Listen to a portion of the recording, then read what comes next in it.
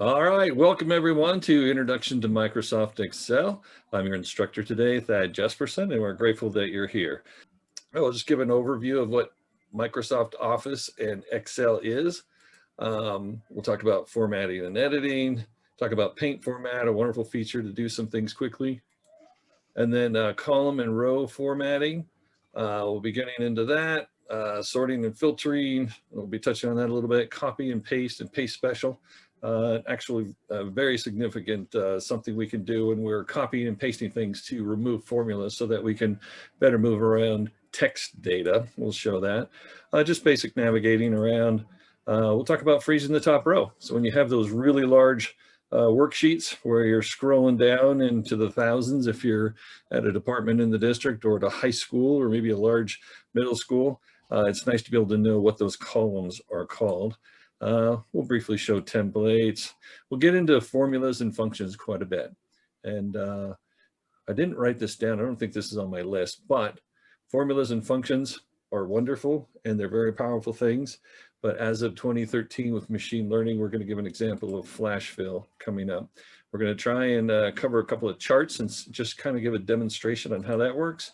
Maybe show how to print the worksheet header. And spell check, yikes, is absolutely right. There's some really strange things going on in Microsoft Excel regarding spell check. And I just wanted to share that with you so that you don't make the mistake of sending something out and heaven forbid your boss or colleague says, hey, sorry, you don't know how to spell student, but you spelled it wrong, something along those lines, or maybe a parent comes back at you. So just going to kind of make sure you're aware of some of the limitations of the spell check. For some reason in Excel, it's just kind of weird, at least in the version that we're using today. But let's take a look at what we're looking at here. So here's the Home tab ribbon. This is the ribbon. This is the tab. And if I click on the Insert tab, then the Insert tab ribbon shows up. And of course, that does that for each one. But I'm going to start first on the Home tab ribbon.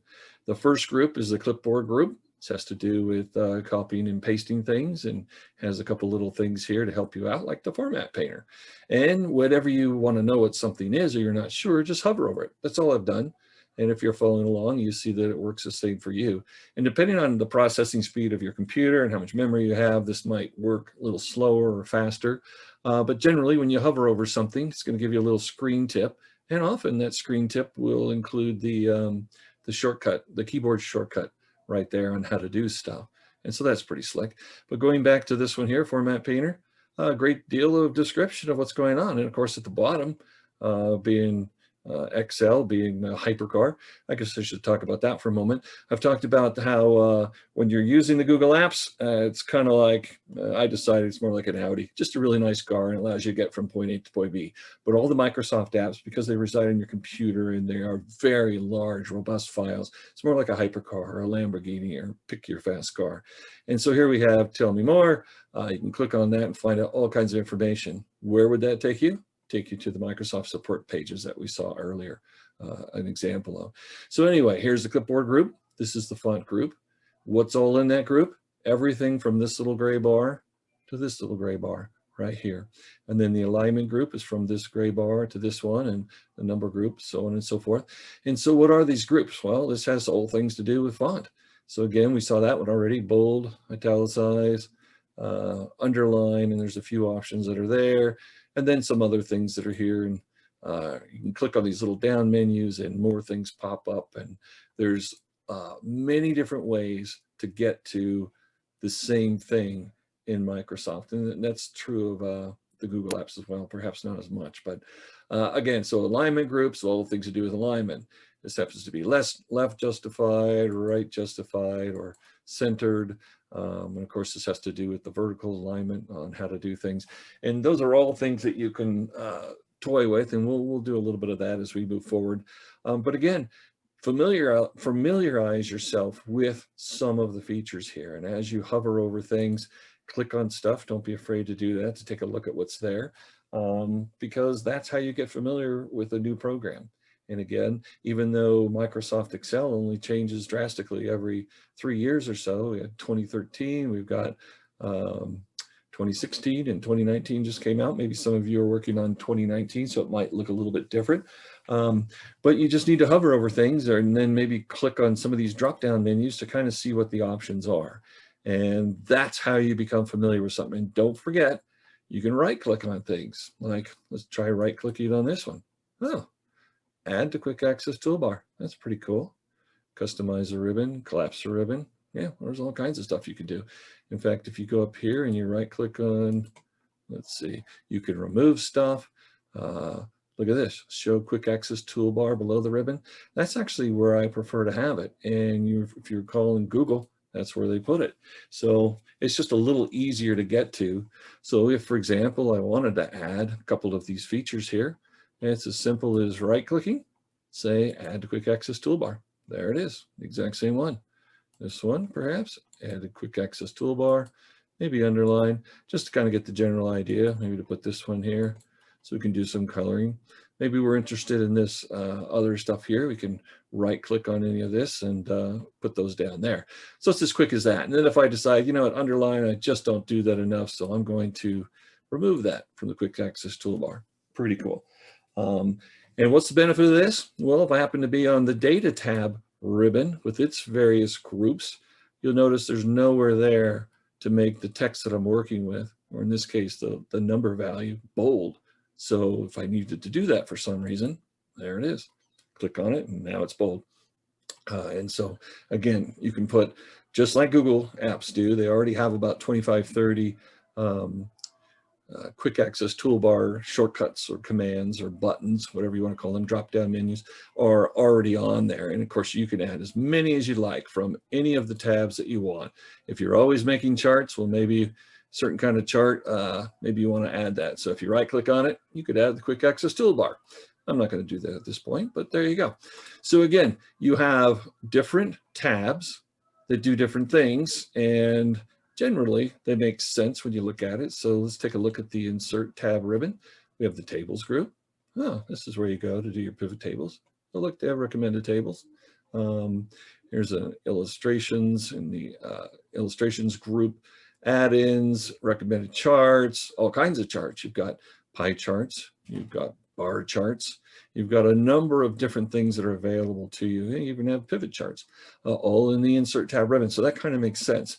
So again, as you practice with this and spend some time, and we're just in book one, this is just a blank sheet that we're just kind of poking around in. So we're not, word to the wise, don't ever take your department main workbook with all of your amazing formulas that perhaps somebody else has set up that maybe we don't quite understand yet. Don't practice on that.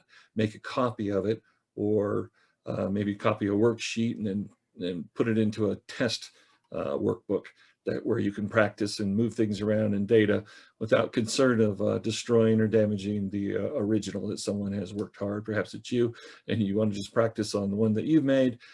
You can do it in a test one. Highly recommend that. So again, the tab ribbons, formulas, that kind of makes sense. Just to become familiar where things are and what they look like. And watch when I'm not sure what that is, hover over it. Oh yeah, that's something we teach in our advanced class. So it's just a matter of getting familiar with it, and then you start to realize where the different things are. And then of course, those wonderful little shortcuts, F7. You ever want to quickly spell check something? You don't have to have it appear. All you have to do is hit F7 on your keyboard and bam, there you go. All right, so that's just a quick little introduction to what all this looks like. And if you spend any time on a computer, this will be pretty obvious to you. And then if you're not sure what something does, you hover over it, new sheet. And now we can have multiple sheets and we can add them and we can name them. And there's different ways to go up here to figure out how to name things.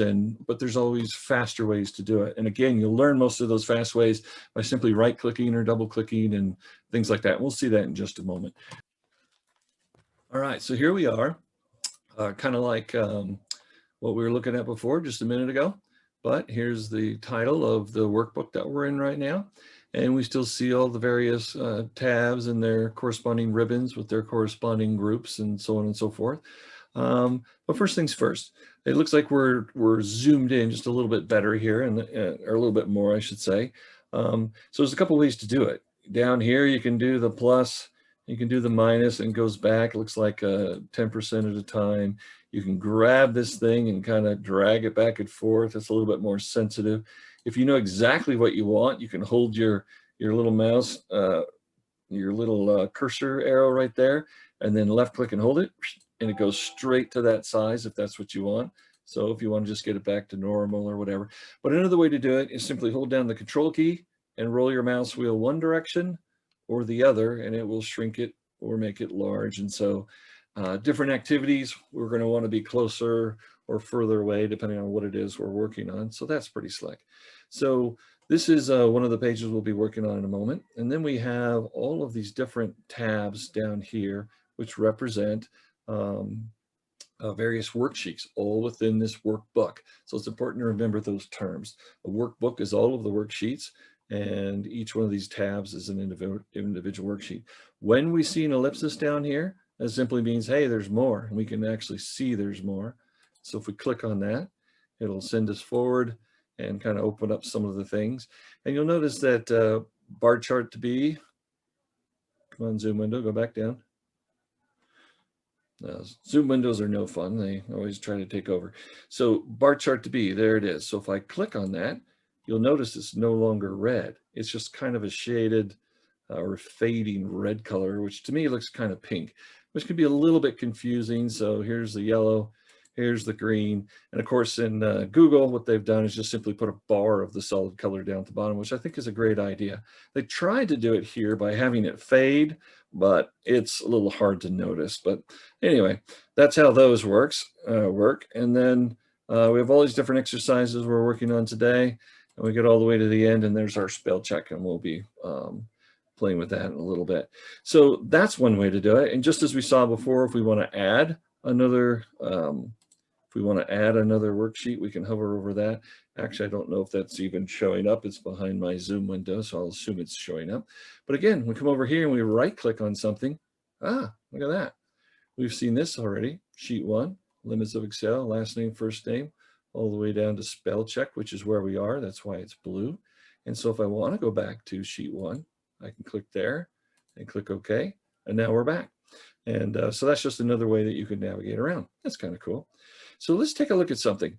When you're in your Google Sheets app, because it's going over the through the internet from your browser to the Google server farms, back and forth at near the speed of light, they can't have the program like Excel, so beefy and robust. And so I'll just tell you right now, they give you basically 1,000 rows. And I'm not even sure how wide it can go. I'm going to show you a trick real quick. So if you can see a little plus sign, this is my mouse cursor in Excel.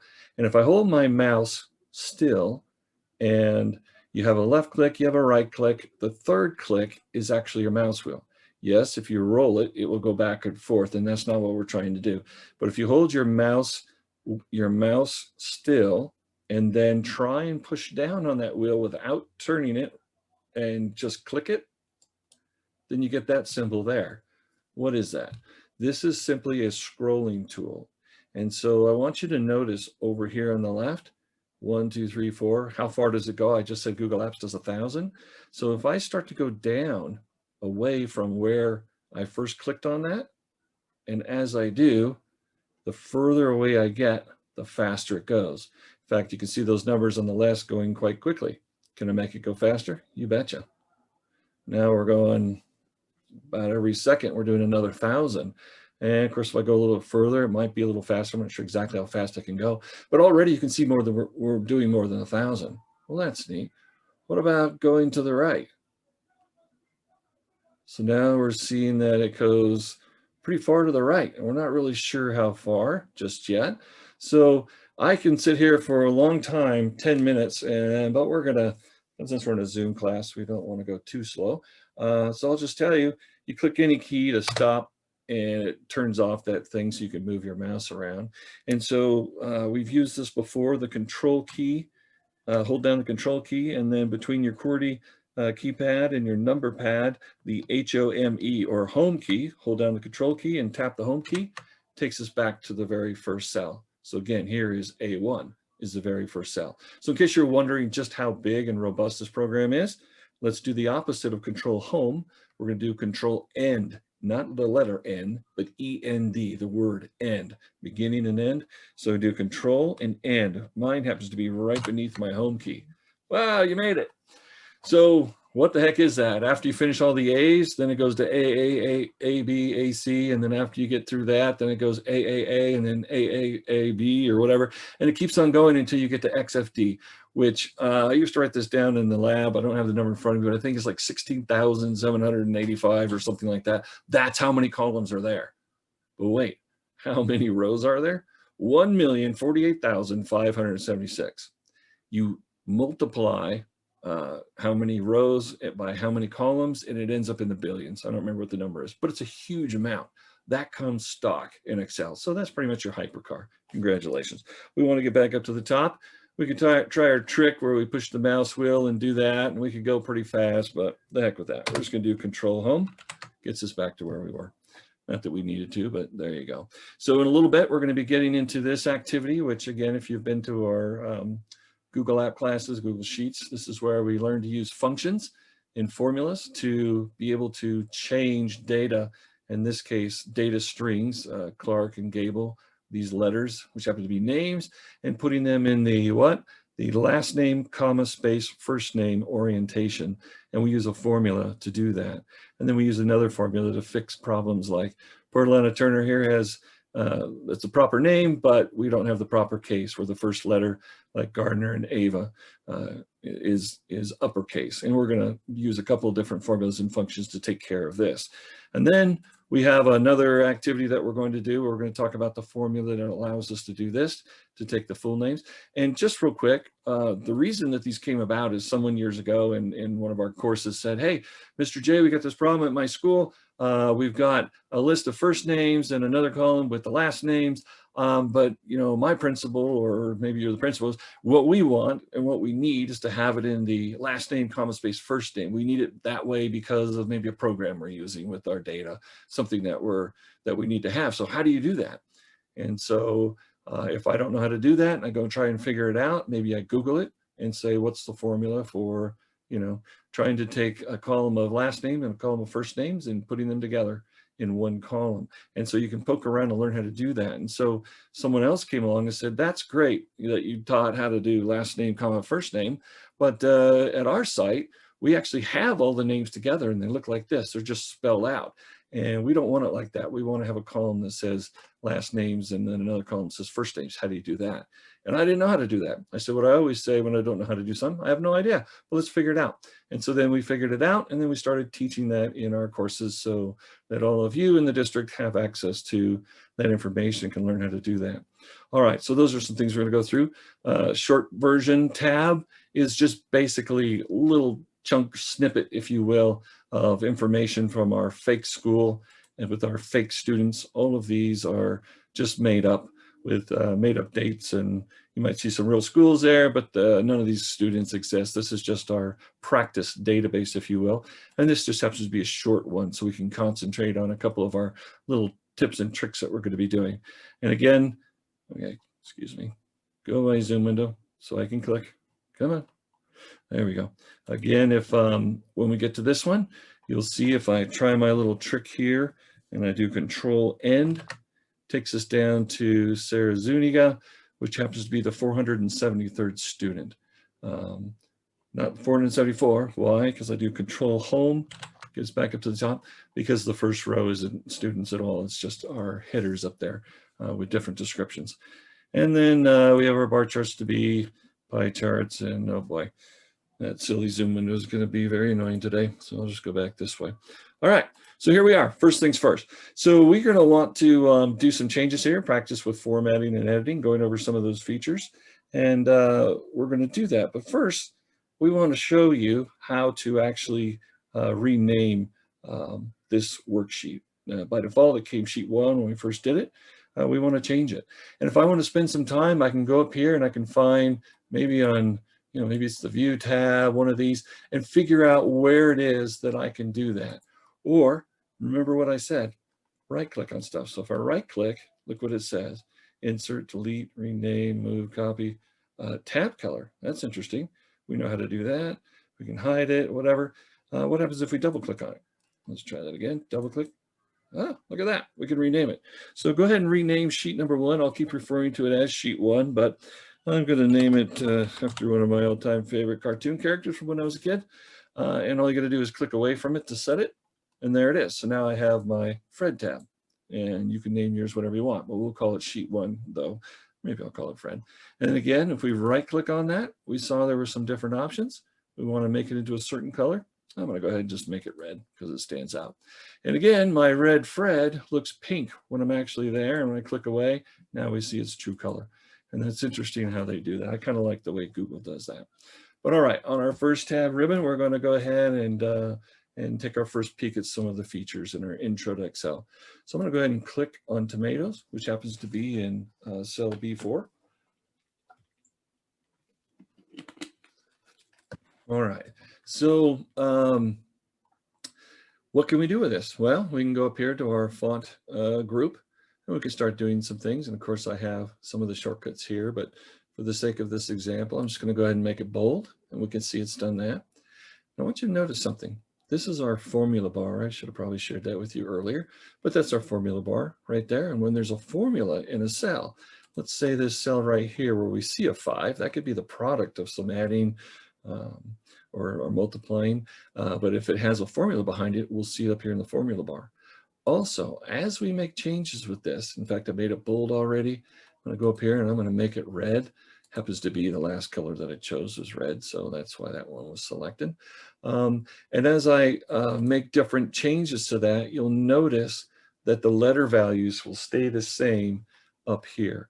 And it's important we remember that term values. We have number values, we have letter values, but down here is where we're going to see what the difference looks like. And so when we click away, it'll stay like that. But its values are just represented up here on the formula bar. So why is this a hypercar? Well, let's take a look. So if I just kind of, by the way, remember you can right click on things. So I'm just in the field here and I have my little mini quick access toolbar or mini toolbar, I guess is what it's called. And you can see we have a lot of the features available here. Here's the font size. And here's why this is a hypercar. If you want to know what size 8 or 9 or 10 or any of them is, you simply hover over it. And true to hypercar fashion, our BeefyXL program will give you a preview of whatever that looks like, which is really nice. Because if you're thinking you want a 36, but you're not sure what it looks like, and you happen to be in another program, like maybe Google Sheets, you actually have to click on it to see what it's going to look like. But for our purposes, I don't want it to be too big because I'm trying to keep a lot of stuff on the page. So I'm going to make it size 18, but obviously it's different than the others. So that'll be great for illustration. The same with, you go up here to our font group. I can click on this and check out all the different fonts. But of course, that's covering up where we're trying to work. We want to see the preview mode. So I'm simply going to go down here and right click and see if I can at least see it a little bit more. So again, all of these different fonts, if you're not sure what they look like, Arabic typesetting, that's pretty cool. Algerian, that's pretty slick. But by simply hovering over it, we can kind of see what it's going to look like. And of course, there's many, many. And as you see our little elevator car here, and we click on this and kind of go down, whichever one we hover over, we get a little preview and we can check that out. So I'm just going to pick one. How about caveat? Why not? So there it is. That's what that looks like. And we can make some changes. That's pretty cool. Let's talk about that real quick. So if we have something that we've spent some time and we've used the font groups, or maybe we've aligned something in a cell a certain way, and we want to copy that formatting to somewhere else, there's a quick way to do that. And just real quick, if I came over here and I wanted to make the word peanut butter look just like tomatoes, I'd have to change the color. I'd have to change the boldness. I'd have to change the font size up to 18. I have to change this to whatever that was, caveat, I think it was, just one that I clicked on randomly. And I'd have to make all those changes and I'd have to remember all of them. And as true in any this hypercar that we have, there are just countless different changes we could make, all the way to custom lettering and things to this cell to make it look the way it is. And so rather than have to redo that, they provide a simple way to do that. And once you click on that cell, in this case, cell B4, and we're over there because we have this green line around it. And we also see it up here. Then you go up here to our format painter and we click on it. And as it comes down, you'll see there's a little paintbrush. And so what it has done in effect is sucked up those formatting features, and then wherever that plus sign is that I click on, it's going to change that and give it all of the formatting features, whatever number there are, 5, 50, whatever they are, it will automatically copy all of those. And that's pretty slick. But you'll notice that suddenly we don't have our paintbrush anymore. Well, they give you the added feature. And by the way, Google just started doing this. They didn't do this a year or two ago, and it was very frustrating for me. But when you double click on Format Painter, now you can click there, and then maybe I want to come over here and do the number 5, and then maybe I want to do this word red down here, and maybe I want to do all of these. So I can left click and I can drag, and when I let go, all of them will do that. And of course, if I want to do it horizontally, I can do it that way too. But dadgummit, how do we get rid of that? Because anything I click on, it's going to change it. So real simply, you can either hit escape or simply go back up and click on that feature. And you'll notice, like when we're doing tomatoes, for example, it's bold. So we see the little box around it and a little box up here. And there's no box on this right now. But if we, again, just double click on it and it's rocking and rolling, we can see there's a box on it. So we know that it's actually in play. All right. So again, I'm just going to go click on that, make it go away. No box. All right. So one of the most wonderful features in all of the computer apps, both Google and Microsoft, is our undo feature. All right. And so when you do undo, and there's our little Control Z, that's our little keyboard shortcut. So if I want to let go of my mouse right now, I just do Control Z, Control Z. And it goes in a linear fashion. So whatever the one thing I changed, and then the next thing and the next thing, I can unchange it one at a time. And then of course, if we go over here to the redo, then it's Control Y. So again, I'm going backwards. This was the first one that we changed. And so if I do Control Y in my keyboard, it's going to find the Control key, then in a linear fashion, whichever one I did in whatever order, there it is. And that's very helpful. I'm going to get rid of a few of these and kind of take it back to there. So we're not taking up too much real estate or making it too busy. All right, so that's cool. So again, if you're copying something or whatever, you get the little dancing green ants. To get out of there, you just simply double click somewhere else and it kind of gets you out of that situation.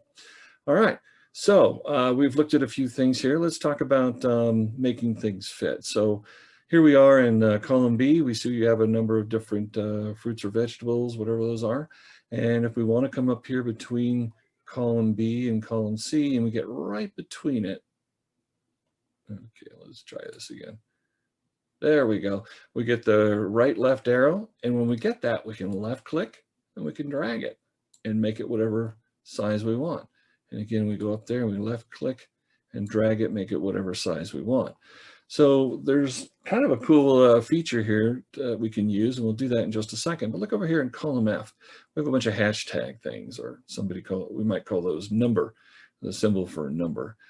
So again, if I left click and I drag a little bit, made some room. So now we can see the number 1455 and 366, but those other ones are longer. So I can stretch it again a little bit until we see, there we go. Now we can see it. Or can we? Here we go, something we can learn. So when you get like an H, we have all of these. Graham crackers looks like it's in I, but it's not. It's Excel is simply giving us a little preview of what's in this case, happens to be H6. And we know that's true because it says it up here in the name box. So in H6, we have graham crackers written out. Because there's no data in I6, it allows us to see it. All right. So when we have something like that, again, we can get up here between H and I, those two columns, and we can left click and drag. Or there's another feature that's pretty slick. You just double click and it will take it to the widest point. And because graham crackers looks like the longest one that we see here, and we're not sure if there's anything way down there, but if we double click on this, it opens up to accommodate the widest one, in this case, graham crackers. That's pretty cool. Why is that important? Well, sometimes there's data that you're not sure is there. And so if you double click, oh, you'll find out that those numbers were actually quite a bit larger. So that's pretty cool, being able to see everything that's in a column. And of course, if we want to, we can always go up here and go between the row numbers and do the same thing. We can do the double click, or we can drag or whatever. And when we do that, we make things bigger like this. We might as well do this right now. If I click on this cell, we'll see that we are vertically aligned to the very bottom.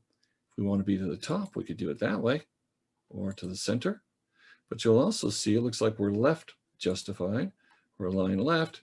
If we want to be to the right, or maybe we want to be in the middle all the way around. And that's the ways that we can do that once we get cells to a certain size. So that's pretty cool. Let's talk about this. We have this box right here. And in the bottom right, we have a little, I call it the little magic spot, this little green box. And when you hover over it, just like there, you get a little black magic plus sign. And we're going to see some of the amazing things that that does. But for right now, I'm just going to share this with you. If you drag out from there, it'll put tomatoes all the way across. And yes, they'll be aligned all the same way, no matter which one you go in. You'll see the alignment is the same. And so now you get the idea that you can't always see what's in a cell if there's not room for it. And again, it will not extend over into the next one if there's data in it. And so that's what we're seeing there. So that's pretty cool. I'm gonna go ahead and undo that so it's not all over the place. In fact, I'm gonna undo it again. And there we go. Get it back to a little bit smaller. All righty, so let's talk about this number 5 down here. So in just a moment, we're gonna start one of our first, using our first functions in our first formula.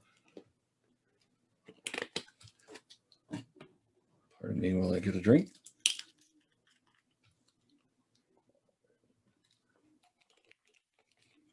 And this is where I start to panic.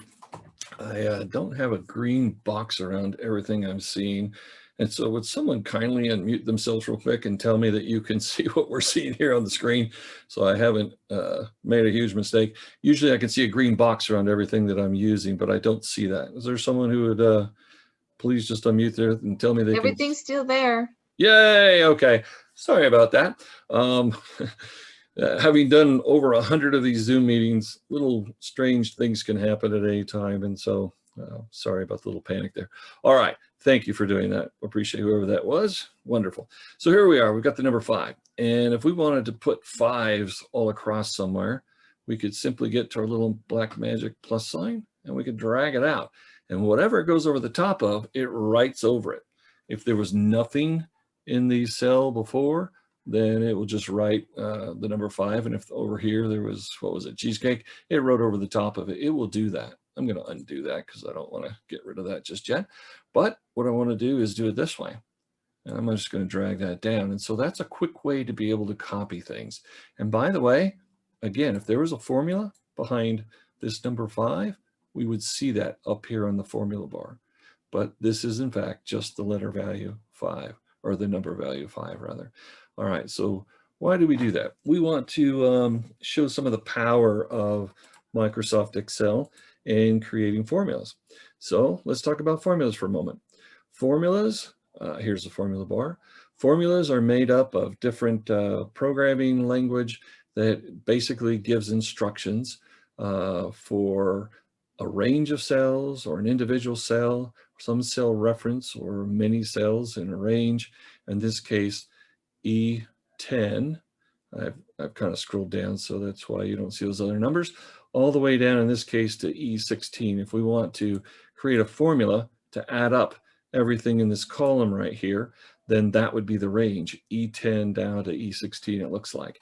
And then we just have to choose where to put that formula. And I'm going to choose to put it right about there for now, just for fun. And so a formula, again, can have different parts to it. It has the cell ranges. It also has functions, which are kind of like the verbs of a sentence, the action words, the descriptions in a sentence that make things happen or show you different things, like the duck was swimming across the lake. And now we know the duck is swimming. We can picture that in our head. Formula is kind of the same way. We have functions. So let's talk about that for a moment. Here's the formulas tab ribbon. and we'll take a look at what it has. So right here, it says insert function. And it says work with the formula in the current cell. I happen to be down in E21 down there where my green square is. You can easily pick functions to use and get help on how to fill out the input values. Well, that's pretty cool. So there's that button there. And then we see one here. Remember we said there's multiple ways to do things? That is pretty much the same spot as up there, and we'll see that in just a second. But let's take a look here.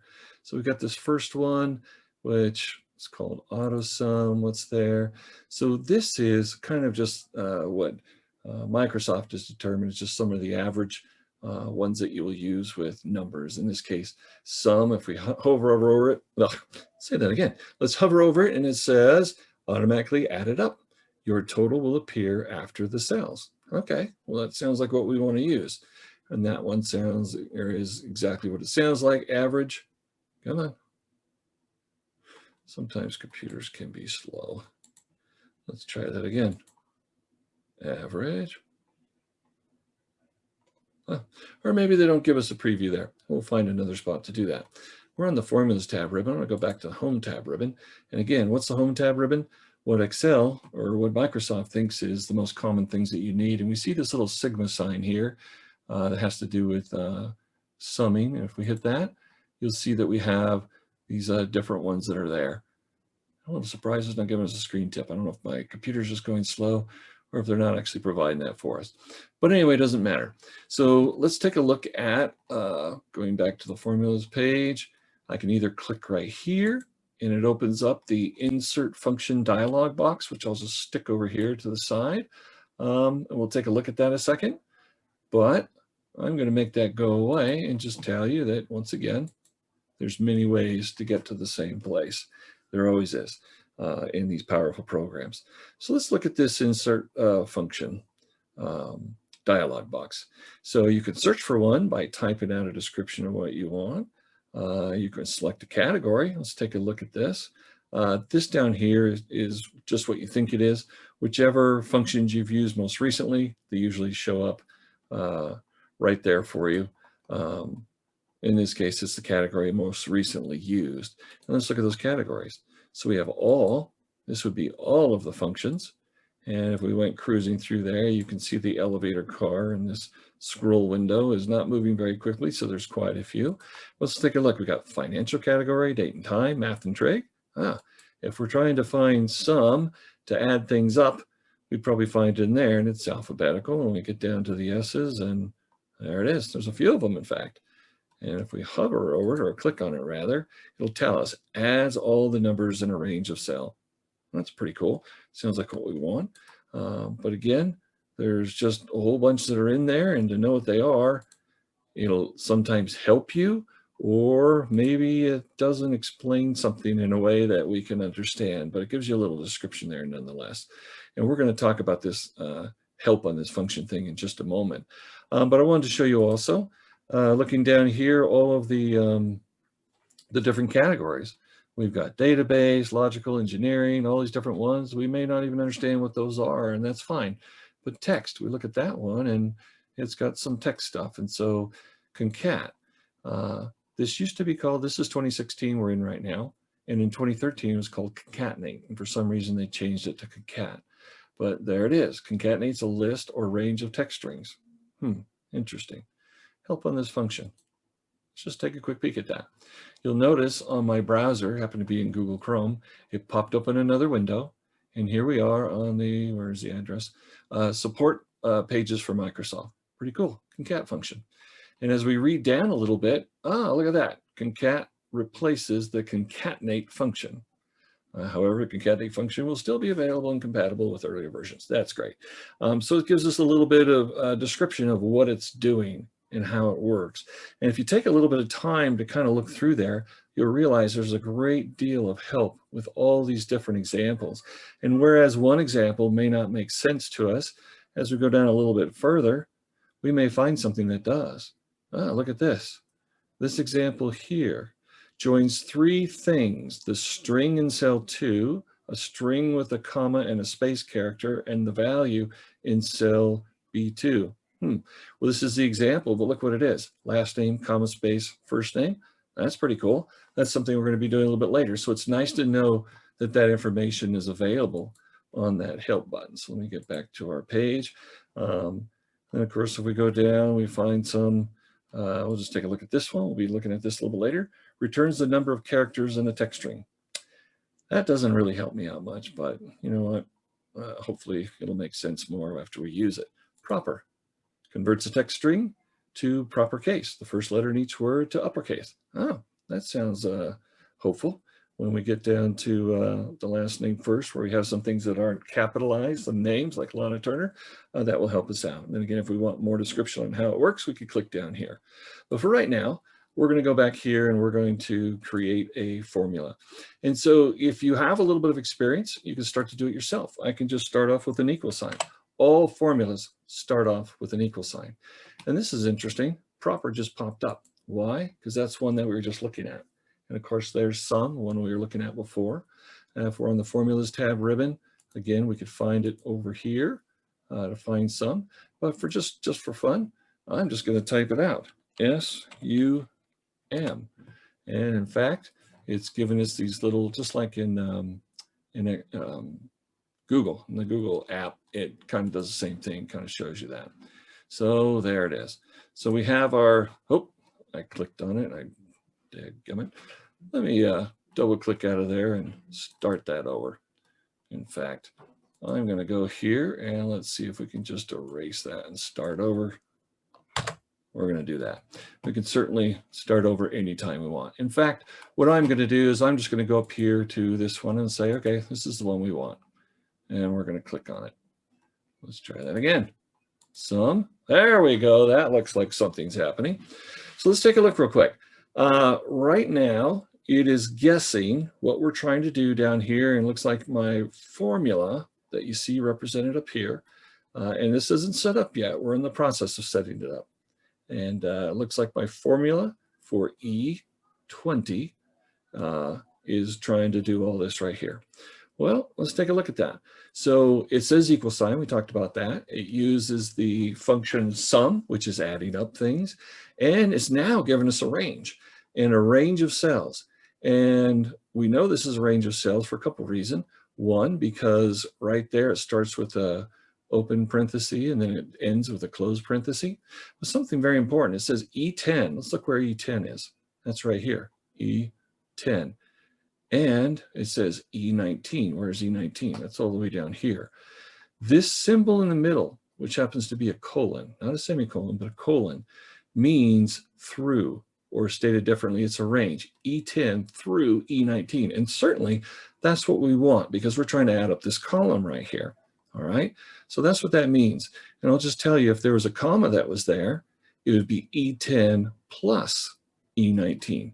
And so that's what we'd have down here, and that would be 5 plus 5. Well, actually, 19's down here. There's nothing. It would just be 5. But just to give you an idea of what these symbols are, and the more you work with this, the better at it you get.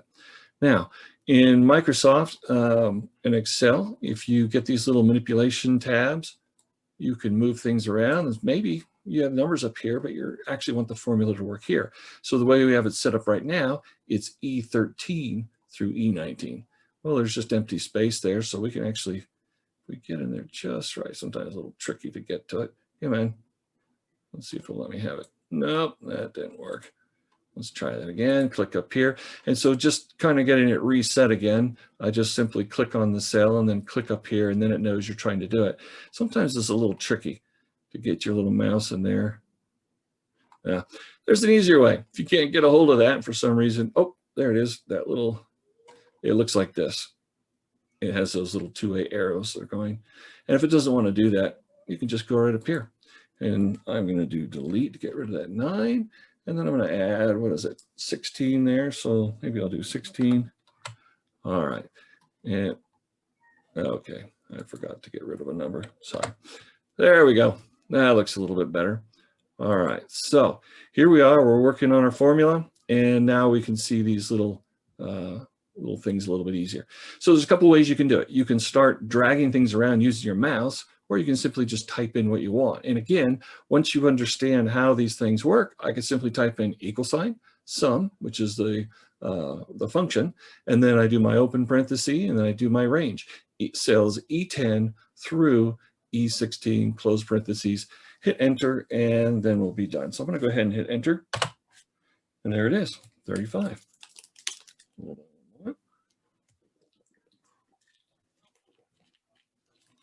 All right, so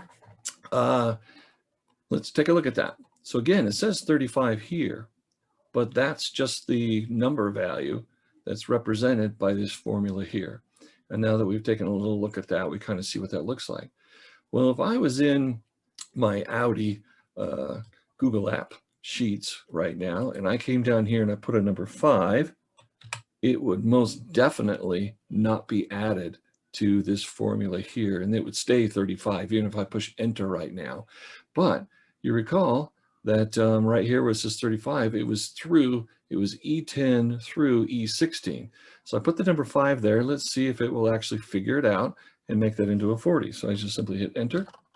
Well, that's interesting. So let's go back.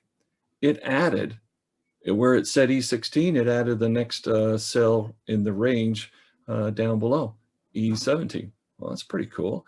So this formula ends right here in E17. So what happens if I put a 5 there? And I hit enter. Well, that's pretty cool. So already you're learning that our hypercar is trying to always anticipate what you're doing and make your world easier. And so something I guess we didn't do yet, but when you have something selected, whether it has a formula in it or not, and this one certainly does, and you get on the little green line on the side, you get this little 4-way arrow thing, whichever one you grab doesn't matter. And I grab it, I can stick it anywhere I want and it will work as long as this is set up properly to do it.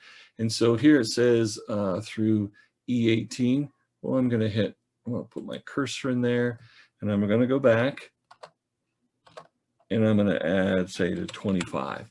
All right, so that makes it much bigger. And if I scroll down, you'll see, in fact, it ends at E25. And that's the formula, and it's over here. And so I just simply hit enter, and now it's going to work that way. That's a little too far away, so let's drag it over a little bit closer, maybe right there. So then, now that I've made my formula bigger, I want to add up some more things. I could just do that, and as you can see, the formula continues to work, and it doesn't matter, again, where we put it, it will continue to work as long as we're within the range of cells. There it is. So that's pretty cool. That's your introduction to creating a formula. And how does that formula work? You have to start with an equal sign. You have to, in this case, we use a function, which helps us, it's basically a chunk of programming, perhaps like a macro. You know what, when was the last one? You know what, it's been kind of crazy. Hold on, I know how to fix that. Sorry about that. There we go. All right, so there's an introduction to our first one. So let's go ahead and jump right into our next one.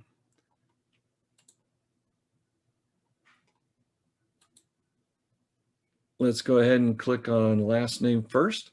And now we're going to have this worksheet show up. And I'm going to move it over a little bit. And I'm going to change the size by holding down the control key and rolling my mouse wheel towards me and make a little bit more room. That's pretty cool. I'll move it over a little bit. All right, so here we have a list of first names in column E, and in column F, we have a list of the last names. And in column G, we want to do exactly what it says down here, last name, comma, space, first name. And so we know that a formula that we're going to create up here on this formula bar, and also will be represented here as we're building it, it always starts off with an equal sign. Well, we have to kind of figure out which function we're going to use. So on the formula tab ribbon, again, we saw this when we were in the insert function dialog box. You have all these different categories. Well, they're all up here too on the formula bar. In fact, the ones that you don't see, engineering and all those are there as well. And each one of these has a list of formulas, functions, and we can hover over any one of them. It'll give us a little tip as to what it does, and that's pretty cool. But what we're working with right now is text. So we're going to hit text. And if you remember what we were talking about before, there's a number of different things that you can do in here, but it's the concat one which used to be called concatenate. And that's actually a verb, an English word. Concatenate, a list or range of text strings. And if we're not sure what that means, well, we're just going to see how this works. So that's actually the one we're going to use to start this. So I'm going to click on it. And then our functions argument dialog box opens up. And it's saying, okay, well, how are we going to start? We're going to build this out. Now, a couple things about this. Again, if we want help on this function, and we clicked on that before, I'll click on it again, and it takes us to the Microsoft support pages, and it gives an explanation of the syntax, how it works, so on and so forth. And it may look a little Greek to you when you're first looking at it, but after you've done this a few times, you realize there's multiple examples, and if you scroll down a ways, usually you'll find something that might work for you. And down here, Hauser, comma, space, and Andreas. Andreas, I'm not sure how to say that name, but Andreas Hauser is a name. It happens to be in the last name, comma, space, first name. And so there's a little description here. C2, B2, we know those are cells. Something interesting going on here in the middle.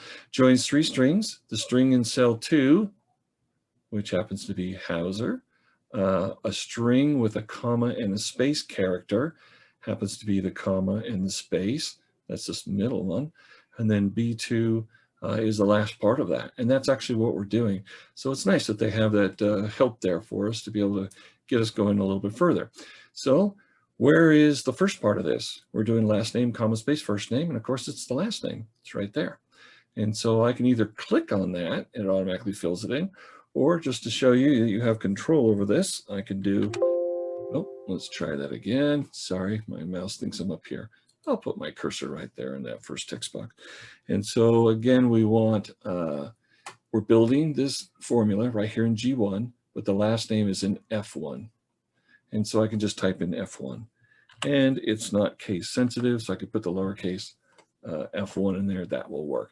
And before I go to text box 2, as we work on our function argument, we take a look and it says, oh, that's what's in there. That's the data, the value, letter values in this case. And then there's a little sample right down here. Again, there's more descriptions as to what we're doing, but down here is we get to see what we're doing. Well, we want to put the comma and a space after. So we go to text 2, and now we're going to be working on that part. And here's where it gets interesting.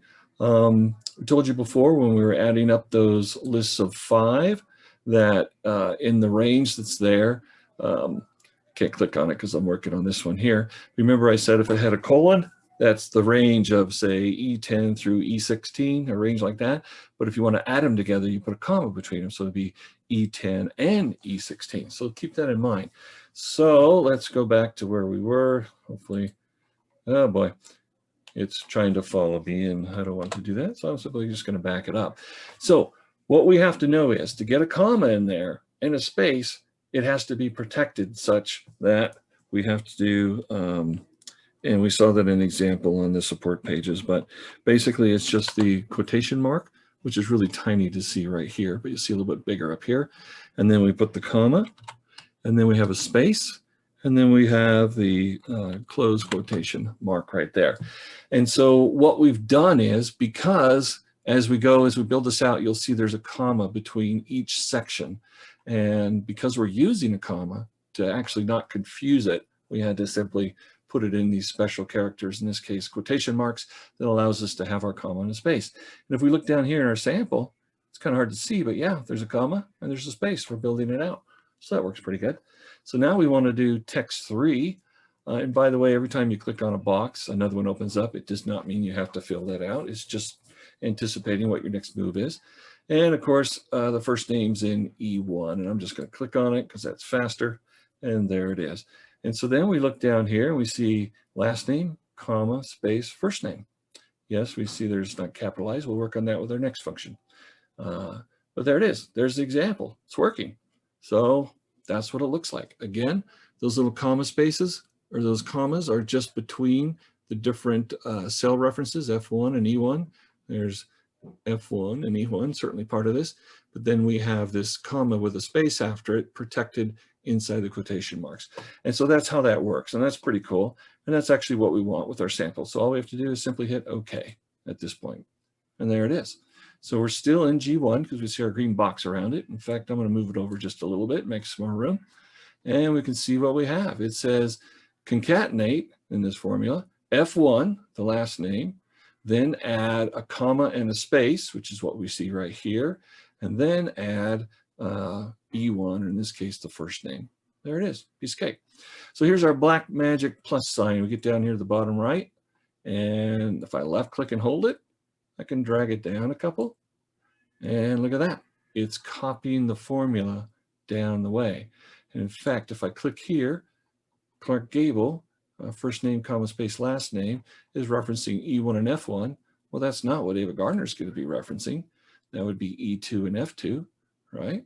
And then all the way down to Lana Turner, we get down to the fourth row, and it's changing it as we go. I'm going to go ahead and just undo that, get back to where we were. In our Blackmagic plus sign, we simply just hover it there and we double click. And so what Excel will do for you is it will anticipate and say, hey, you've got data all the way down to row 11. So it's going to just throw that down there and say, is that where you want to go? And all you have to do is hit enter. And of course it will or just click somewhere else, and it's already done it. We'll go ahead and make some room for Stevie Ray Vaughan right there. All right, so there it is. All the way down to Jimi Hendrix, which is referencing cells F11 and E11. That's where his first and last name are. And of course, the formula is continuing with the quotation mark, protecting the comma and the space to create what we need there. So we just use that formula with those functions, with that function correctly, and we've got this done. Now, what we want to do is go over here to H1, and I'm just going to go ahead and anticipate that and make it a little bit bigger because we got some bigger names. We want to deal with these uppercase lettering, or I'm sorry, the proper nouns. So we want to make sure all the names are the same. In fact, if you would give me 1 second to fix.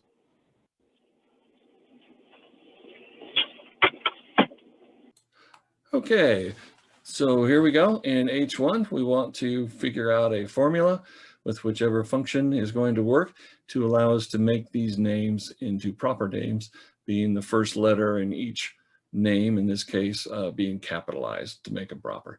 So again, we have our Formulas tab ribbon open. If we happen to remember what this is, we might remember that it's the proper function.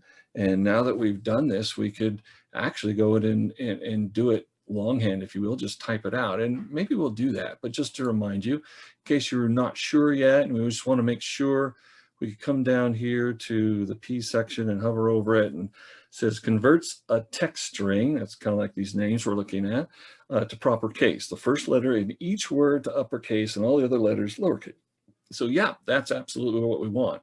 So now that we've double checked that, we're just going to go back here, and guess what we're going to do? We're going to do it longhand. So we're going to get the equal sign, or yeah, the equal sign is up there by your backspace bar in your keyboard. And once we start that, then all we have to do is type out proper. And again, it's not case sensitive, even though we're dealing with the proper function. And as I start to type it out, we get these little hints down here as to which one it is. And I could certainly click on that, but I'm just going to continue typing it out. Proper, there we go. And then to get our cell range in there, or our cell reference, we have to have the open parentheses. So look up there, and I hold down the shift key and tap the number 9, and that starts that. And well, what are we going to be applying this formula with the proper function? We're going to be applying it to G1. So I can either click right there right now, or I can just type in G1. And again, it's not case sensitive. So I do G1, and looks like it's working pretty good so far. There it is. And then all I have to do, I could probably just hit enter right now, it would work, but just to do it longhand all the way, there it is. We have it written out. It's proper, wrong word here. It is correct. It is done properly is what I was trying to say. Equal sign proper, and the cell reference is G1. And so I just simply hit enter, and look at there. We have Gable, comma, space, Clark, just as it was before, but now Gable is uppercase. And again, we simply go over here to our Blackmagic plus sign and double click on it, and it copies it all the way down. So when we get to Jimi Hendrix, it's referencing G11, which is the one next to it. Humphrey Bogart is G5, Lauren Bacall is G6, and so on and so forth. And there it is. So hold on a second, we get a drink.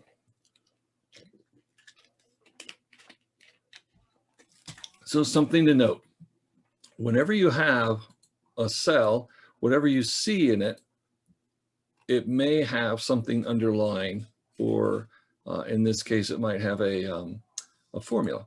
And so when we go over here to G1, we can see sure enough, there's a formula. And what's it referencing? It's referencing E1 and it's referencing F1. So when that happens, I cannot erase any of the cells that that formula is relating to without destroying the formula. And so in fact, if I go there and I go delete the contents, now you can see it's changed what you see over here. So I'm going to do my undo button to get that back. And so again, if I'm over here with Ava Gardner, it's referring to G2. And if I get rid of G2 and I hit delete, then this formula can't work. All right. So how to deal with that? There's a couple things we can do. Let me get it back to where it was. So we could go up here and drag across, and then we can right click on that, and oh, look, we can hide it and make those go away. And so now it goes A, B, C, D, and then it jumps all the way to H, and so on and so forth. But that's not the ideal way to do it. If you have a situation where you no longer need these columns, I mean, if you need them and you want to just hide them, that's a great way to do it. In fact, we could just do that right now just to show that, another feature. Go down to hide. All right. And this one's a little bit tricky, trying to get in there and find a place where you can do this, but let's see if we can get it to unhide and remember how to do that. Try it there, unhide. So as you can see, that's a little bit tricky to do, but if you get in there just to the right spot, it'll open up. In this case, it's just doing one at a time, or I can just double click on it and pop it out that way. So hiding's a little bit tricky, and in our advanced class, we teach you how to do grouping, so we can make that a little bit smaller, but we're not going to cover that in our class here. But let's just talk about this. So column H is actually the way we want it. It's got the proper case, and all of the names are in the proper order. It's last name, comma, space, first name. So if we go up here to the top and we right click, we can copy this. And we told you before that you can copy a formula and move it around. You can move things around, but I'm going to paste right on top of this. But I'm not just going to paste the formula back on top of it. I'm going to paste special. So I'm going to right click on it. And now look at our paste options. So here we go. This is just a regular paste. This says values only. Now remember what we were talking about. And by the way, if we look up here, we see an example of what's happening. So if we just do values, if you look up on the formula bar, it's showing us what the values are. In this case, just letters, right? And some punctuation marks. And there's different ones. We could paste the formula. We could do a number of different things. But this is the one that we're interested in. So I've copied column H with its formulas in there. And now I'm going to paste special. In fact, I'm going to slow down just a little bit. So I've already copied H. And I'm going to right click. And I'm going to go down to paste special.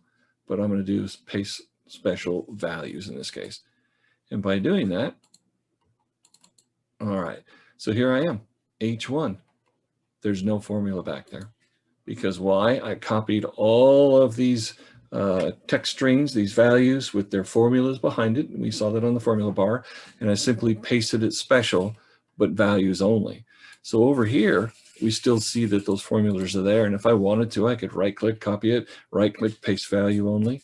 But we no longer have to deal with those other issues. So that's one of the tricks that you can use to do that. And that's pretty slick. All right, well, I can see time is just screaming by. And so we're going to move to our next one, which is full names. So let's go ahead and click on our full names tab down at the bottom.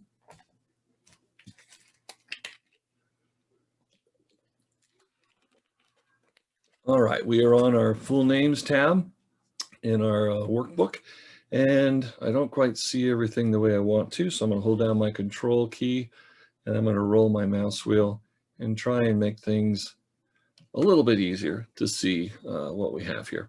So again, this is something that someone in the district said, that's great, Mr. J. We learned about last name, comma, space, first name. But our site, we actually have the full names and we want to spread them out into two different columns, one with last names and one with first names. How do you do that? And so I had to go look it up and research it. So I could go up here to text and I could start poking around and like maybe hover over things and go to where it says len here, returns the number of characters in a text string.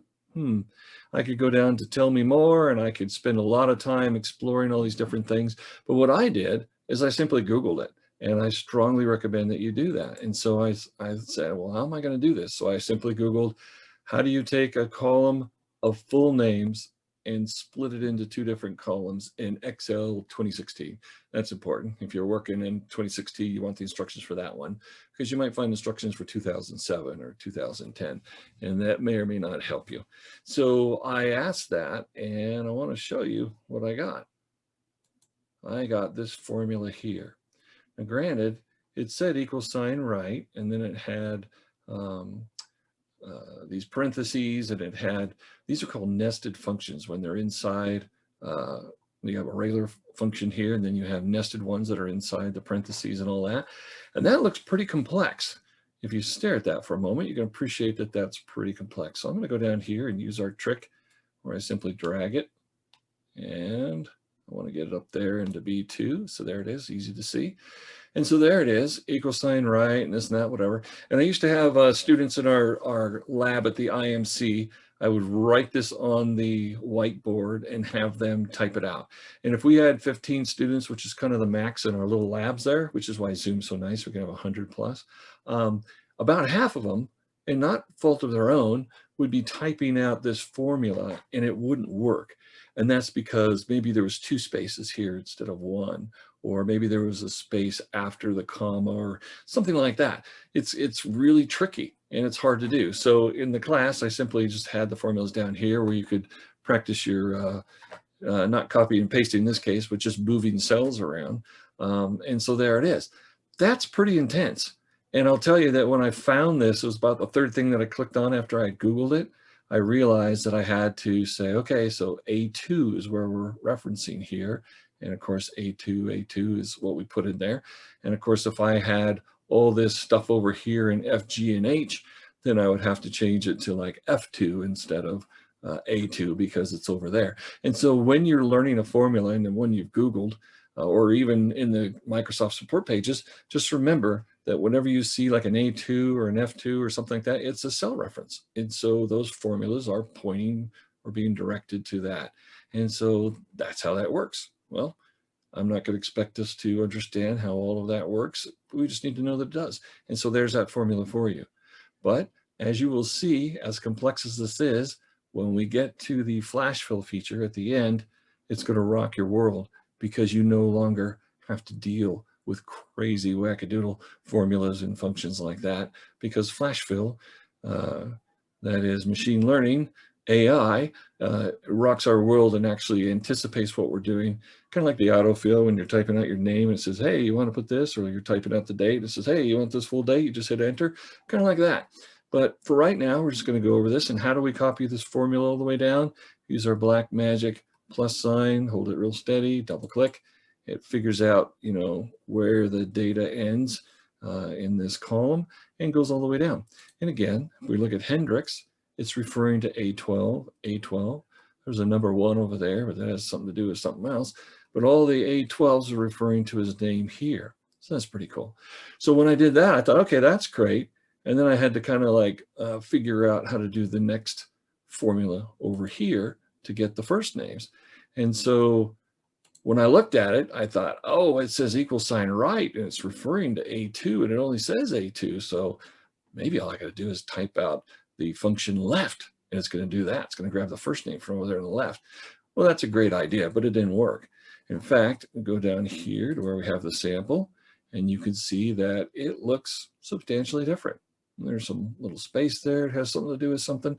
Again, we don't have to know exactly how it works. We just have to know that this is a formula to do what we want it to, change the cell references in it to match whatever our data is in case the practice is over here, or maybe the sample you see online and when you Google it, it's for the A and B column and the C column, but maybe your data is over here.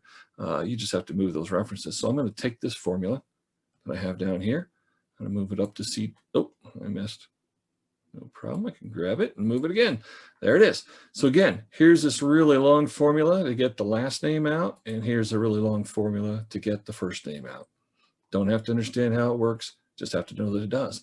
And so if you need to do this at your site or in your department right now, all you have to do is type this out wherever you want the formula to be, and then just make sure you have the cell references are accurate, that they're next to it and not over here somewhere. You can just put whichever cell references you need and it will work. And again, we're just going to copy this all the way down to Jimi Hendrix. And there it is. It works that fast. Now, if I was concerned about the formulas being in here, because maybe I want to get rid of this list or something like that, then I could certainly copy and then come back and paste special. And it doesn't do that because there's nothing on my clipboard right now, but I could paste special and just the values only and get rid of the formulas behind that. I'm not going to take the time to do that, but that's how that works. And that's pretty slick. So looking at our time right now, can't believe how fast time goes in a Zoom class. Normally these are 4-hour classes. At least they used to be 4-hour classes. And then we started shrinking them to 3 just because there wasn't enough lab time. But let's just take a look at a couple things here. So here we go. We've got, as we mentioned before, this is just a shorter version or just a snippet, if you will, of data of our pretend school right down here with pretend students and different data information that you might see. And so let's take a look at this. We've noticed that a couple of the columns are kind of scrunched together. In fact, we can guess that that's his first name, and we could grab it there and drag it out a couple times or double click on it and make it as wide as it needs to be to fit that. But there's a faster way to do it if you're trying to do it for all of them. So entry description over here, some things aren't fitting. Last school name, our schools aren't quite fitting. And again, if this list goes down 2,500 or 5,000 or however many rows you have in it, you may not see just right in front of you what the widest one is. So going like this doesn't always work. So again, double click works there, but that's just for column J. What we can do is go up here and click right between A and 1, and it selects everything. And this is really cool. Even though C is already spread out as wide as we need it, I'm illustrating the point that anywhere between any of the columns, once you get your right left arrow, you hold it steady and double click it, every single column will spread out to the widest point necessary to see the largest data set. So I'd like to draw your attention over to column J where it says last school name, and let's take a look at that when I double click. So in fact, it's spread out so much, I click anywhere to kind of deselect everything. But I'm going to use my little bar here to kind of drag over. We see that Linda Vista Elementary State Preschool is pretty wide. And so it gave us this little cushion of room to be able to fit all of that. In fact, it's now spread it out quite a bit. And even though the numbers are small, we wanted it to show all of that was up above. So it spread it out automatically when we did that. So that's a pretty handy trick. So let's look at a couple other things. So maybe now we can't quite see everything on one page, and certainly I could scroll down by my control key down and roll my mouse wheel away like that, but it might get too small where we can't see it, so maybe we want to be a little closer. So what are some of the ways that we could deal with that? Well, if we want to take these headers and we want to make them not take up so much room, like this one over here, we only need the width of the school grade, so maybe 2 digits, and that's taking up a lot. We can select the entire row because that's what we're going to work with. And then we have to figure out where we're going to be able to do that. And so it takes a little bit of practice to look around. But we get back on the Home tab ribbon and we see here in the alignment group that we have something right up here. And let's see if this is it. So I hover on it, orientation. Rotate your text diagonally or vertically. This is a great way to label narrow columns. Okay, so we'll click on that. Oh, look at that. It's given us some options already. Probably the most common is something like this, going up at an angle. Why? Because it shrinks the width, not completely, but it's a lot. In fact, let's do the undo. Let's see how wide it was before. So bam, well, didn't do it by much, did it? Now I'm gonna go use my undo redo key.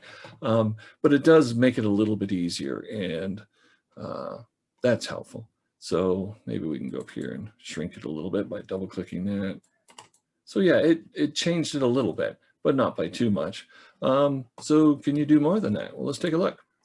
How about format cell alignment? Click on here. Oh, wow, look at that. So now we can see that we're up here at a 45-degree angle. It says it right there. I can start changing it 1 degree at a time, or I can just type in the number, or I could even go over here and grab it and start seeing which angle I think might look best. Maybe it's way up steep like that might work. And okay, well, that would certainly help.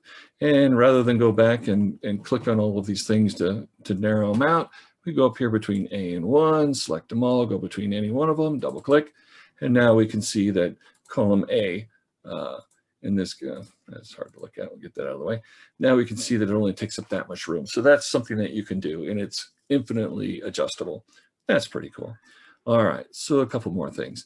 So here we are, we have, this is our big one. It has the 473 students, if you recall. I'm going to shrink it down a little bit. It's not important to see all of the data, just kind of know what it is. And again, it's all scrunched together. It's as quick as bam, select everything, go between any one of these. And I'm using a different column set every time, just so you can see it doesn't matter which one. And now we can see not only all the data inside every column, we can see every single header, however wide it needs to be to see that. That's pretty cool. So let's take a look at that. We've got student number, last name, first name, birthday, grade level, entry description, entry code, all that, last school grade and all that. So let's scroll down here a little bit. All right, what's column H? And if I was in the lab right now, I'd give someone the chance to blurt it out. And maybe they work in that department or do that at their school site, and they might remember that that's an entry code. Or I might say, what's in column I? And they might remember that's an entry code description.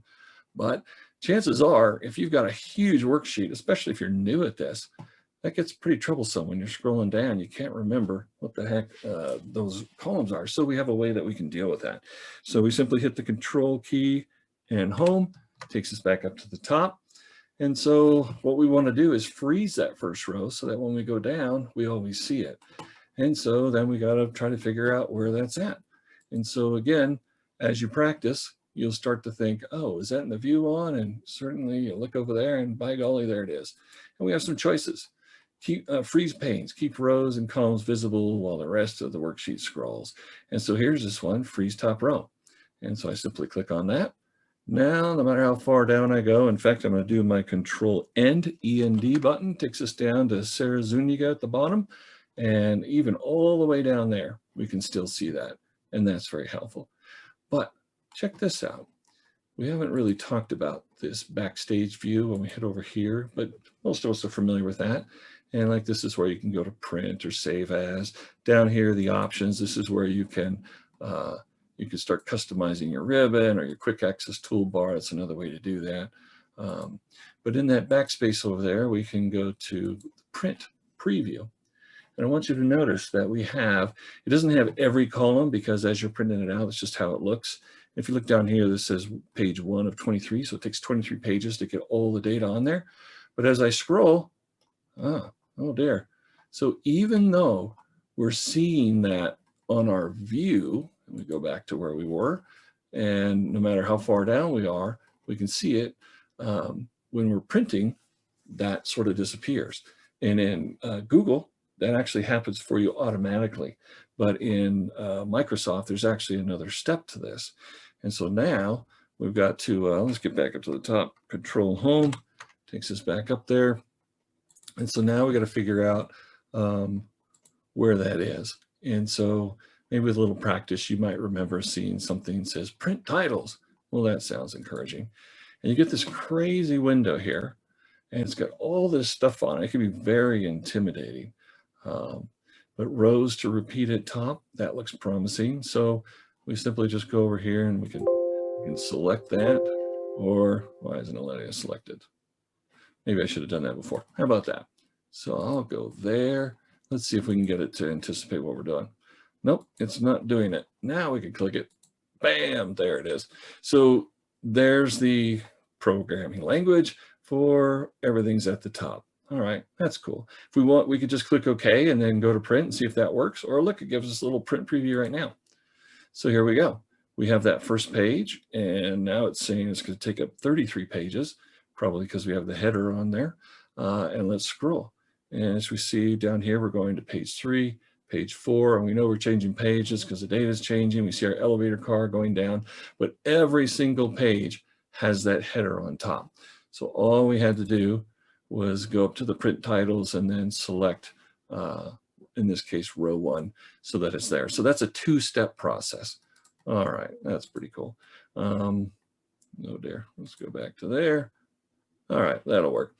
And so with the freeze thing that we saw before, just so you know, you can't really undo that with the undo button. If you want it to stop, you have to go back and say undo it, and then it will go away. Some of those features in Microsoft Office, it can't be undone by an undo button. You have to actually go change it back. Styles is one of them, typically, when you're creating like a new style and whatnot.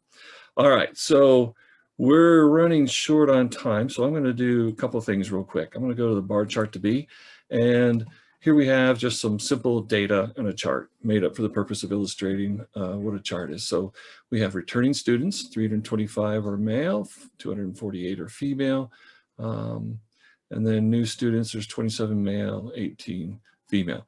And so sometimes we want to take that data and we want to represent it in a chart. So I could certainly go up to the Insert tab and do that, but just by selecting this, it's giving us this little button here. And if I hover over it, Quick Analysis. Use the Quick Analysis tool to quickly and easily analyze your data with some of Excel's most useful tools, such as charts, color coding, and formulas. So that looks pretty cool. One of those things in our hypercar. Well, what is it we're going to do? We're going to do formatting. We're going to do tables, spark lines. These are some of the things we do in our advanced class. We just want a chart. Wow, there's a lot of different charts. Well, how about maybe this one right here? We'll do that.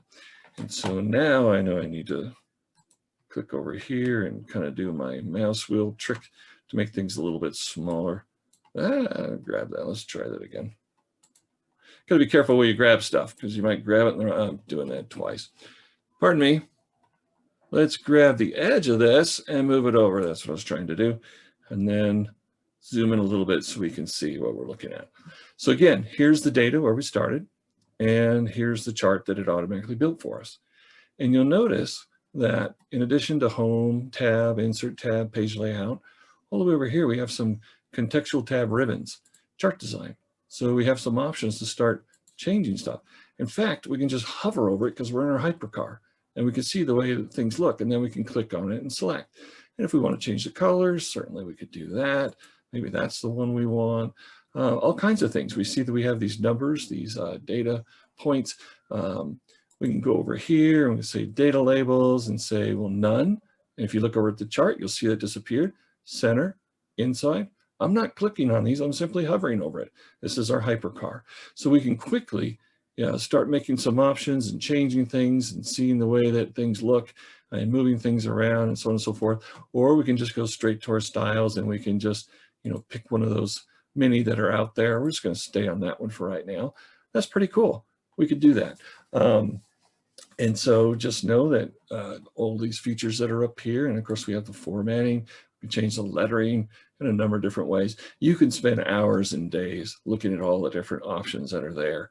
And by hovering over them, it's simply going to give you a little preview. That's pretty cool. So there's your hypercar. Obviously, some of those are not going to work. But again, you have same chart elements you saw before when you're in chart design over here. All of these here show up on this side. And then, of course, you have some of your different styles. And then if you want to do some filtering, all of that's over there. And again, you could spend all kinds of time practicing with that, and that's fine. But looking at our time, we're going to go forward. We're going to skip the pie chart. I'm going to go straight to spell check. And we're just going to do this very quickly. Here's row 1, everything's spelled correctly, and I put it in red so you can see it. Row 5, row 8, row 11 has the same misspelling all the way down. All right. You may recall that in the review tab over here, we could do spelling, but it also said you could just hit the F7. So I hit the F7 key and we get our little spelling dialog box that opens up, and let's take a look at it. See if we can make sense of it.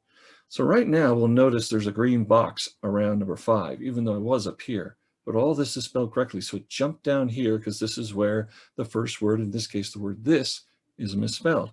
And sure enough, here it is, not in the dictionary. Suggestion, this. All right, well, we've seen this before. Change all of them that are like that. You could ignore it if that's someone's name and that's the way you spell it, and so on. But you notice when I did that, it jumps to the next one. Misspelled. Well, Misspelled does not have 3 S's in it, it only has 2. So I can change that one, and that goes to the next one, sentence. There's a missing E in there. But notice over here, it hasn't changed anything just yet. And I change the next one, and the word the needs an E added on, there it is. And then purpose will be the next one that's wrong, and practicing. And so I can change it. Purpose is actually purpose with an O, and I can change it. And then practicing is actually with a C instead of an S, so on and so forth. And now I'm going to stop. I want you to notice something. Spell check feature of Excel. A lot of things are still misspelled. And when I hit, and by the way, it hasn't changed any of this yet until we get all the way done with that. But if I cancel or hit the X right now, watch what happens. Spell check complete. You're good to go. All right, let's take a look. So all it did was fix those first ones. But when I stopped, they're still misspelled. And it says spell check complete, you're good to go. Just remember when you're doing this, it's a little bit tricky and you got to pay attention to what you're doing, or you could make a very big blunder. And if you're responsible for something that goes out to the whole department, you don't want to be that one that spells student wrong or parent wrong or something like that.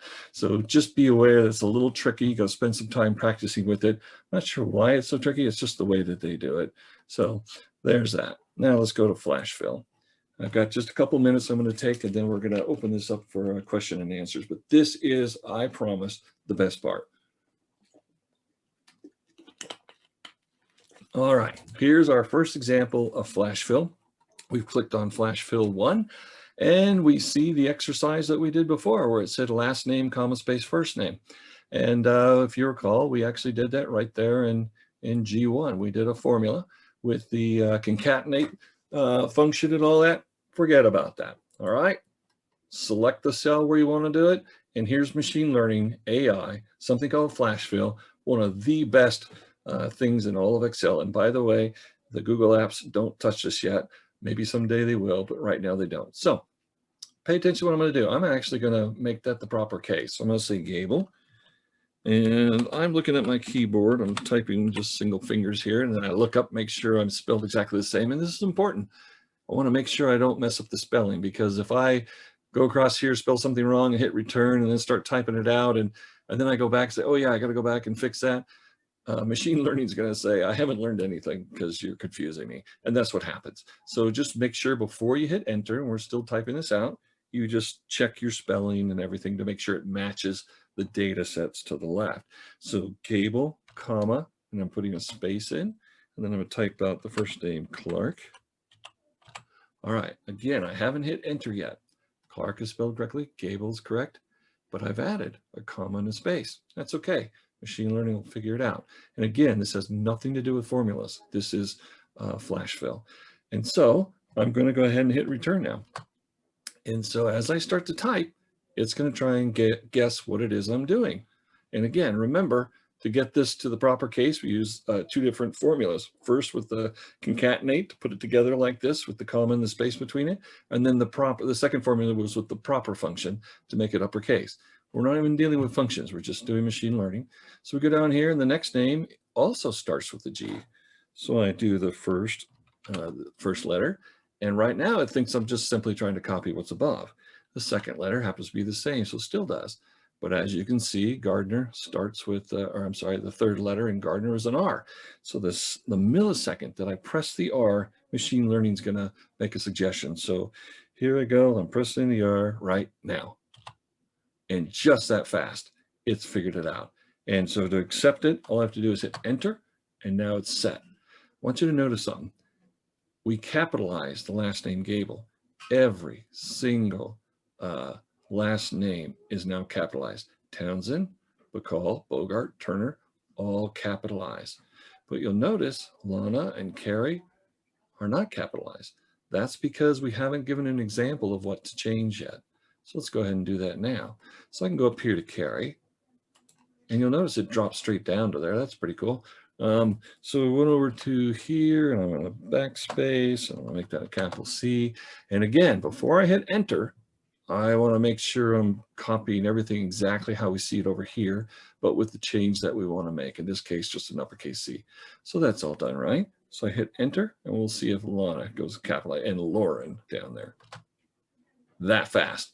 Lana, Lauren, everything's perfect. More importantly, I don't have to right click copy and then right click paste special value. Why? Because every one of these cells has just the letter values in it. That's flash fill.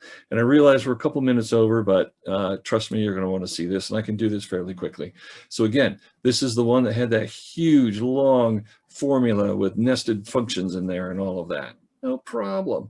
Last name, Gable. So there I just say Gable. And again, I'm looking at my keyboard. I look back up. Yep, that's right. Hit enter, and then Gardner. And G-A, and hey, it still thinks we're trying to do Gable, but the second I tap that R, then it's already figured it out.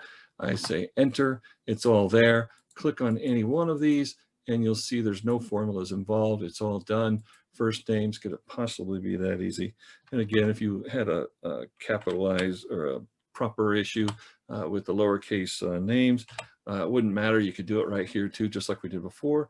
So I hit enter. That's correct. And then the next one's a capital A. And the second it has something new, it says, is that what you want? Absolutely, that's what we want. And so it's all there. That's flash fill. And now just to show you how machine learning is just absolutely ridiculously incredible, we're going to go over here to H2, and I'll make this a little bit wider. In fact, I want to make this whole thing a little small. Oh, not that small. One, there we go.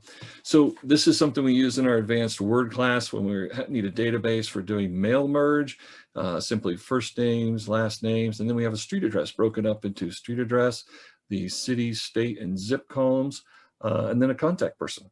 Well, over here, what if we want to take exactly the address out of these 4 columns and put it over here so we have it all together for another purpose? We could have a formula that does that, grabbing from each of these 4 columns, blah, blah, blah. And we're going to add like a comma after the street address before you get to San Diego, so on and so forth. Forget about that. We're just going to use flash fill. So here we are. I'm just going to do 1, 2, 3, 4, 5, and then a space, and then first, and I could make a mistake here, but I'm not going to hit enter until I take a look at it. So I'm just typing it out. All right. So 1, 2, 3, 4, 5, First Street, that's what it looks like. Now I'm going to add a comma and a space. We saw that work before. Now we need San Diego, California, 92001. So I just type it out, San Diego. Just do the space and CA. And then what was it? It was 92001, so 92001. And before I hit enter, I'm just going to make sure that I have all the data right, because otherwise it won't know what we're doing if I misspell San Diego or the wrong number or something like that. So that looks good to me. And I think we got it. And again, we added we added a comma and a space to make that work. In fact, let's see if it'll, yeah, it's not gonna let me grab that yet. I'm just gonna hit enter. And so the very next one starts with an 8. So the second I hit that 8, I'm gonna hit it right now. That fast. By the way, how long is this list? 473 students. And it's saying, is that what you want? And you say yes by hitting the return key. Make that a little bit wider so they all kind of fit in there. And I use my little mouse trick where I go like this. And I take my hand off the mouse and it's just scrolling down, and machine learning without any function whatsoever or any formula and any functions in the formula, it's created exactly what we wanted it to through machine learning. If you look up on the formula bar, that was that second address that we were just typing out. And it doesn't matter if you have 500 students or addresses you're trying to do, 5,000 or 50,000, machine learning will learn it by following your behavior and what you do. And again, no formulas to deal with. So when you're doing your little scroll trick, tap any key. I'm going to do Control Home, take us back up to the top. And so there you go. So thank you all for being here. Have a great day.